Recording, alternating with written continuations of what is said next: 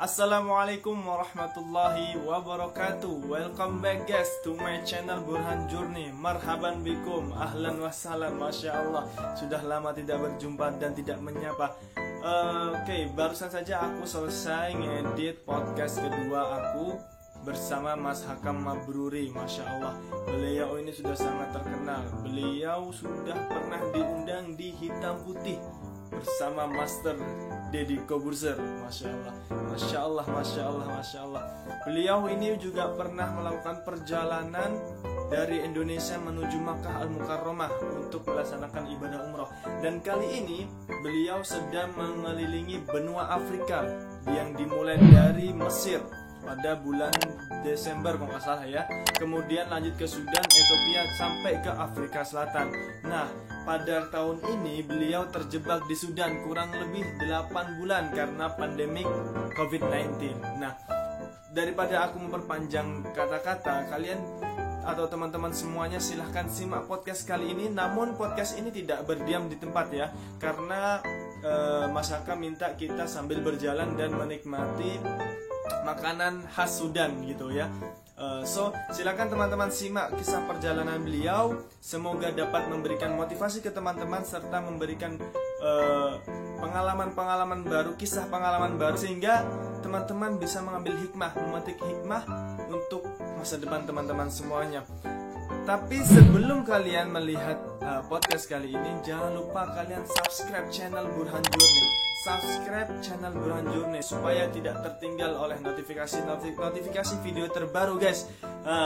Dan jangan lupa untuk share kalau jika bermanfaat bagi kalian dan teman-teman kalian. Jangan lupa di share, kemudian jangan lupa di like juga supaya ratingnya tuh naik terus gitu ya.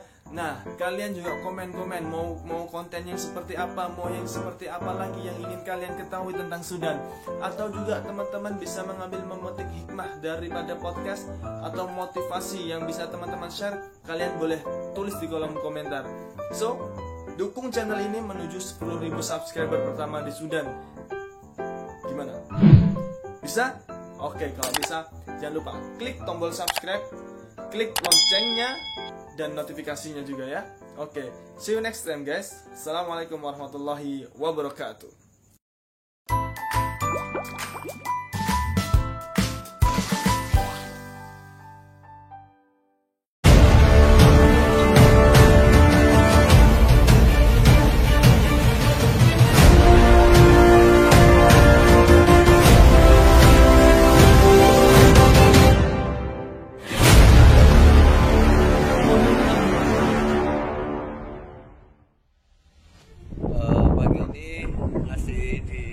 Kapal di wilayah Abisibel. Assalamualaikum warahmatullahi wabarakatuh. Pagi ini dari Wadi Alfa kita akan berangkat untuk menyusuri jalanan Sudan. Oke, assalamualaikum warahmatullahi wabarakatuh. Kembali lagi bersama saya Burhan Journey, bersama mahasiswa yang bertahan hidup di Sudan. Oke, Iya mas. Melaku ya mas. Nah, jadi kali ini saya bareng Goweser dari Malang, Mas Hakam. Ya. Mas, kenalan dulu mas sama teman-teman. Ya, selamat pagi. Kita mau cari sarapan. Kita cari sarapan apa mas? Ini. Kita cari sarapan yang khas Sudan aja kayaknya. Sudan atau yang Ya, Timur Tengah lah. Ya, Timur Tengah lah ya, kayak fatiro atau gorengan-gorengan yang di sini lah. Dan nanti bisa dibandingkan harganya ya. Iya, kita juga perbandingan harga gitu. Berapa biaya hidup di Sudan untuk sekali makan. Oke. Nah, kebetulan teman-teman Mas Hakam ini salah satu goeser yang lagi ingin menjelajah. Ini lagi stranded 8 bulan. 8 bulan kejebak di Sudan ya karena COVID-19 ya. Seharusnya kalau berdasarkan target itu sudah sampai mana mas? Ini perkiraan kalau sesuai target jadwal itu minimal sudah sampai Tanzania atau Malawi lah. Sudah sampai Tanzania dan Malawi. Dekat dengan South Africa. Bayangkan guys, 8 bulan di Sudan yang tentu banyak menguras tenaga ya. Karena seharusnya sudah sampai ke tujuan tapi masih stuck di Sudan gitu. 8 bulan. 8 bulan. Tapi gimana mas? 8 bulan di Sudan? 8 8 bulan di Sudan sangat cepat. Tandanya saya kerasan. Oh nggih. Berarti ya wayahe lanjut lagi. Oh jangan. Jangan. Karena saya harus ke Ethiopia. Iya, Saya iya. sudah penasaran dengan Ethiopia. Dengan Ethiopia ya. Nah, Ethiopia di lagunya Iwan Fals itu membuat orang Indonesia jadi ketika dengar kata Ethiopia, mereka langsung berpikir orang yang kurus, negara yang miskin. Nah, tapi kita lihat Ethiopia yang akan datang. Oke, mantap. Sahabat Journey semuanya. Ini saya dengan Mas Hakam ini punya satu brand yang sama. Sama-sama ada journey-nya. Sama-sama journey-nya. Kalau Mas Hakam kan Holy Journey, kalau saya Burhan Journey. Oh wes, iya teman-teman juga ya. Mas Hakam ini ada channel YouTube-nya. Kalian nanti saya taruh di deskripsi. Oke, siap. Dikunjungi ya, vlog beliau, perjalanan beliau. Semoga menambah inspirasi teman-teman semuanya. Nah, teman-teman di sini ini adalah salah satu jalan utama menuju ke markas Islami atau Jamiah Ifriqiyah. Nah, kita ini lagi jalan menuju salah satu warung idaman, warung lokal idaman mahasiswa gitu, bareng Mas Hakam. Ya, ini kan arahnya ke Ethiopia juga lewat ini kan, Mas. Jadi Ethiopia ke arah sana dia aja. Ke arah sana, guys. Baru langsung kita lurus terus ini. Ethiopia sebenarnya sudah tidak jauh lagi dari sini, sekitar 500 kilo. Kalau kilometernya ya nggak Kilometernya. jauh. Tapi waktunya nggak tahu kita. Karena kemarin itu saya rencana cuma 2 minggu di Khartoum, ternyata 8 bulan. Ternyata Itu 8 kan bulan. di luar prediksi sekali. Iya, betul. Jarak tempuhnya 500 itu bisa sekitar seminggu lah. Seminggu? Karena itu jalannya agak-agak nanjak. Oke. Kalau yang dari Mesir ke sini itu flat, Oh, gitu. cuman turun. Nah, kalau yang setelah Khartoum ke selatan ini karena mendekati negara tropis, Ethiopia itu udah mulai masuk negara tropis. Gitu. Jadi curah hujannya sudah tinggi, tanaman-tanaman sudah hijau. Lebih subur ya? Lebih hijau. Iya. Ya itulah yang kenapa saya ingin sekali segera ke Ethiopia itu karena saya kangen dengan negara tropis. Oke teman-teman, nanti kita lanjut interview bareng Mas Hakam di tempatnya biar lebih gampang. Kita lanjutkan perjalanan dulu.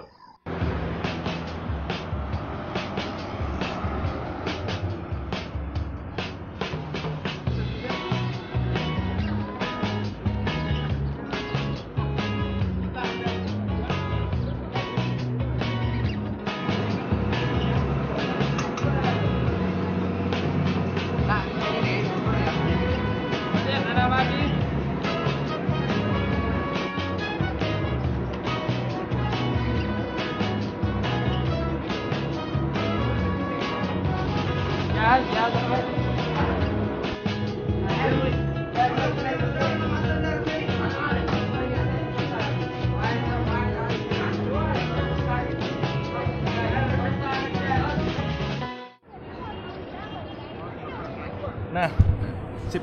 Jadi Lu warna apaan sih? datang teman-teman. Nah ini makanannya. Yang tadi Udah, kita pesan. temen gua aja yang milihin Ini gitu ya. Nanti sasuka pas ya. di Sudan baru lu Telur. pilih gitu. Gimana Ya. Telur Warnanya abu-abu dong, yang apa silver. diaduk-aduk lah. Dikorek. Dikorek. Terus ini yang silver boleh deh, Fatiro pakai bait gitu ya. Fatiro ada rotinya gitu. Kalau pakai telur. Pakai telur, oke. Semua makan Nah, telur. fotoin satu-satu Makan deh, ya. fotoin satu-satu. Jadi kita makan sambil ini. Kalau ada noise suara sembarang, sorry guys. Kita soalnya ramean ini. Banyak teman-teman. Kita cerita-cerita bagaimana pengalaman Mas Hakam selama perjalanan touringnya di Afrika ini. Baru 2 negara Mas ya tadi Mas ya? Baru 2 negara dari 14 negara yang direncanakan. Yang direncanakan. Nah, jadi ada 12 negara lagi. Oh iya Mas. Bicara dengan touring pakai sepeda gitu kan. Kenapa sih kok milih Afrika? Afrika itu eksotik. Jadi gini, selama ini orang-orang di Indonesia itu menganggap Afrika itu serem. Oke. Tapi saya ingin memperlihatkan Afrika itu cantik. Tadi lu minum. Dari eksotisme Afrika. Yes, biar agak turun bentar ya. Apa? Oke. Jadi biar menunjukkan gitu Afrika Iya. bukan negara yang serem. serem gitu Nah, ya. padahal orang-orang Eropa sudah sering masuk sini, sudah jadi pilihan Explore. jalur touring. Hmm. Jadi kemarin sempat ketemu rombongan dari Eropa, terus dari Kanada juga. Itu pas bulan-bulan Desember mereka banyak turun ke Afrika karena memang idealnya bulan-bulan itu Kan mungkin biar suhunya nggak terlalu panas. suhunya nggak panas, terus anginnya pas, anginnya dari Eropa ke selatan. Oke. Kalau biaya gimana Mas selama touring ini? Untuk biaya ada sponsor, ada donatur juga, terus ada penggalangan dari merchandise. Nah, kenapa saya butuh sumber banyak itu karena kebutuhan tuh apa itu uang itu bukan hanya untuk touringnya aja, tapi karena saya ada misi juga di sini. Jadi Ada program intinya ada juga. program intinya juga. Jadi touring itu hanya warna aja sebenarnya, bukan tujuan fokus utamanya. Biar lebih asik aja gitu ya dalam penggalangan dananya. Penggalangan dananya biar lebih bisa menarik perhatian juga. Jadi dari jualan kaos merchandise, topi merchandise, cangkir itu untuk penggalangan dana yang nantinya itu kalau sudah terkumpul akan kita belikan inkubator bayi prematur. Karena di Indonesia itu harga inkubator itu tidak terlalu mahal sebenarnya, sekitar 18 juta sudah dapat, tapi biaya perawatan bayi prematur per harinya itu bisa 2 juta. Makanya itu kita berusaha untuk meringankan. Oke. Salah satunya ya menggalang dana dan membelikan itu dan ketika sudah kita dapatkan kita akan gratiskan inkubator itu. Salah satu brand yang mensponsori Mas Akam? Konsina. Salah satunya brand Konsina, terus dari sepeda juga, terus dari komunitas di Malang. Itu ada komunitas Malang Jejek itu. Mereka membiayai perjalanan ini. Dari pihak Indomie yang saya lewati dari Mesir, Indomie Sudan, nanti Indomie Ethiopia. Mereka terus mensupport untuk kelancaran. Contoh di Sudan ini, kalau tidak dibantu Indomie mungkin saya tidak bisa memperpanjang visa. Jadi kemarin itu sempat yang menjamin dari KBRI pindah ke Indomie. Jadi Pak Bagus ya yang. Iya, karena kalau ikut di KBRI karena pemerintah Indonesia menyarankan semua turis yang ada di luar negeri untuk pulang, dan KBRI Sudan juga menyarankan saya untuk pulang sampai 2 kali, dan saya sudah menandatangani pernyataan pertanggungjawaban pribadi itu sampai 2 kali untuk meyakinkan KBRI bahwasanya saya tidak akan menyalahkan mereka kalau terjadi apa-apa pada saya. Oh, jadi sebenarnya dari KBRI sendiri sudah menyarankan untuk pulang ke Indonesia. Pulang, karena pandeminya kapan selesai? Gak ada yang tahu. Gak ada yang tahu. Gimana Mas? Bisa ceritakan sedikit Mas perjalanan motivasi yang bisa kenapa kok milih ke Afrika, kemudian bagaimana alur ceritanya, boleh ceritakan dikit buat teman-teman gitu. Kenapa salah satu alasan saya memilih Afrika karena keyakinan saya Afrika ini adalah pusat peradaban di masa lampau juga, salah satu pusat peradaban di masa lampau, tapi sekarang sudah mulai tenggelam. Iya. Okay. Banyak langsung balik lawan. Nah, itu sama kan sih. Terus Bal. Jadi salah satu kenapa saya pilih Afrika itu keren. Oke. Meskipun terkenalnya di Indonesia itu buruk-buruknya aja. Selain buruknya negaranya yang panas, serem lah. orang hitam-hitam gitu kan ya. 11 ya baru balik kan? Mungkin baru 2 negara yang dikunjungi Mas Hakam ya. Iya. Bagaimana perbedaan antara Mesir sama Sudan? Apakah memang terlalu jauh kulturnya atau gimana? Awalnya saya pikir Sudan itu mirip-mirip Mesir. Khartoum, terutama di Khartoum. Khartoum ini bayangan saya nggak jauh dengan Kairo. Tapi kenyataannya setelah saya masuk Khartoum, di Khartoum ini begitu masuk jalan gang sedikit, itu sudah jalanan off-road, sudah tidak ada aspal. Lalu di Mesir itu rata semua aspal. Nah, jadi Khartoum ini meskipun ibu kota, serasa kita kembali ke tahun 60-an di kota Indonesia. Lebih jauh dan dibandingkan kalau teman-teman mahasiswa kan biasanya ngebayangin tahun 70 ya, dari segi bangunan. Sudan kan lebih dari segi bangunan dan fasilitasnya jauh gitu. Sudan ini lebih vintage. Lebih vintage gitu ya. Jadi ya dinikmatin aja lah. Jadi kenapa saya bilang dinikmati? Karena saya tinggal di sini sudah 8 bulan, tapi tahu-tahu sudah 8 bulan itu. Sudah 2 hari raya di sini. Jadi hari raya Idul Fitri dan Idul Adha saya stranded di Sudan ini. Jadi sampai di Sudan bulan apa Mas kemarin? Januari akhir. Januari akhir. Di perbatasan Sudan itu Januari akhir, nyampe ke Khartoum sekitar 10 hari lah. Dari perbatasan ke Khartoum ini 10 hari. Jadi kalau sampean dari Mesir lewat Luxor nggak Mas? Lewat Luxor juga ada di video saya yang di YouTube saya sendiri ada itu. Oke. Sempat ini ya, sempat divideokan ya. Jadi teman-teman kalau mau lihat apa video-video atau perjalanan beliau bisa langsung di link deskripsi nanti saya cantumkan atau nanti di layar kita tampilkan ya. Holy Journey Mas ya. Oke.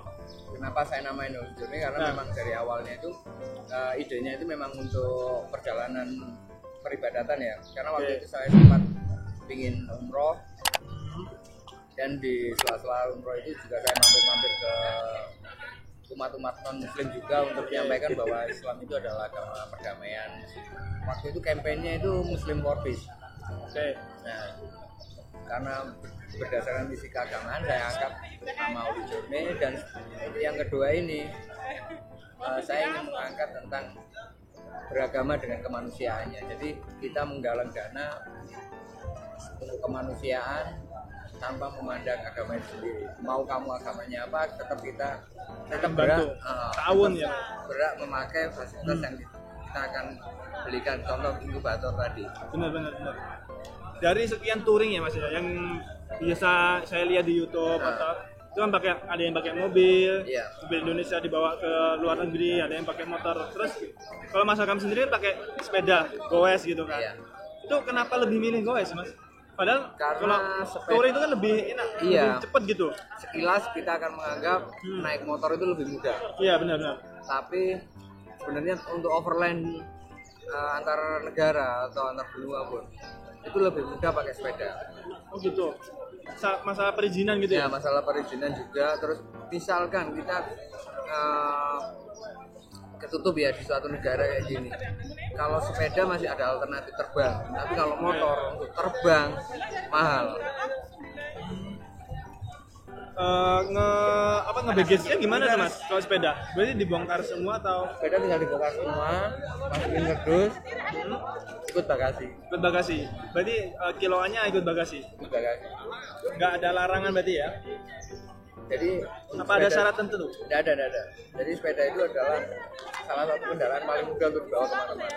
Itu alasan saya kenapa saya memilih sepeda. Sebenarnya saya sempat kepikir untuk naik motor ke Afrika. Karena sebelum kenal sepeda saya harus dulu kenal motor adventure dulu. Oh naik motor kan kayak Mario. Mario. Jadi sempat kenalan sama beliau Mas, berteman gitu. Ya berteman juga sama Mario. Alhamdulillah ya. Jadi jaringannya tambah luas. Jadi gini. Gimana itu? Sama overland asal Indonesia itu rata-rata saling mengenal. Gitu. Itu yang overland yang ke luar negeri atau yang di Indonesia? Yang di Indonesia? Yang di Indonesia atau yang sudah keluar negeri juga. Mereka rata-rata saling mengenal karena jumlahnya tidak banyak. Oke. Jadi kita lebih mudah untuk saling mengenal itu. Karena kadang minimal kita pernah dengar nama dia atau apa, terus suatu saat kita pasti pernah ketemu. Jadi ketika ketemu udah kayak kenal lama gitu, karena sebelumnya kita sudah saling mengetahui ceritanya masing-masing. Iya. Mas Hakam kan sudah menikah Mas ya. Nah, bagaimana itu memanage uang tuh kan, kalau sudah punya istri, udah punya anak, kemudian Mas Hakam melakukan perjalanan, itu kan harus menafkahi dua. Iya, harus. Gimana itu? Jadi saya harus membagi uang yang sudah masuk pada saya. Jadi harus ada uang tersendiri untuk rumah tangga yang tidak boleh saya pakai. Oke. Contoh dari misalkan saya ada uang masuk 10 juta gitu, langsung saya potong ini yang 50% untuk anak istri saya, yang 50% untuk saya sendiri. Jadi meskipun nanti uangnya tetap saya yang pegang, jadi tiap bulan saya kirimi seperti orang gajian gitu. Jadi istri taunya uang selalu ada. Jadi jangan sampai istri tidak tahu istri tahu kita kekurangan duit atau apa jangan sampai tahu. Oke. Tapi sampai selama ini masih tercukupi ya Mas? Alhamdulillah masih tercukupi karena saya yakin rezeki itu semua datangnya dari Allah dan meskipun saya tidak bekerja secara konvensional seperti orang pada umumnya 9 to 5 gitu ya kantor atau kalau kita sudah ada catatan rezekinya pasti ada. ya, Jadi beberapa kali saya sempat uang mulai menipis gitu. Istri minta dikirim. Bahkan sempat kemarin itu udah keluar habis bener-bener habis itu di rekening gitu. Karena uang sudah terpakai. Tapi ya enggak tahu apa-apa. Tahu ada aja uang masuk. pakai absen lagi. Ya, jadi makanya keyakinan saya kalau kita mau membuat sesuatu yang besar, upahanya juga harus besar. Jadi Kita bekerja tidak untuk diri kita sendiri, tapi untuk kemanusiaan. Kalau kita berusaha untuk kemanusiaan, saya yakin Allah itu akan menjamin rezeki kita. Jadi kebutuhan kita sudah terpenuhi. Nah itu salah satu keyakinan kenapa saya santai-santai aja meskipun biaya kehidupan di rumah tangga saya terbilang lumayan lah untuk saya yang tidak bekerja.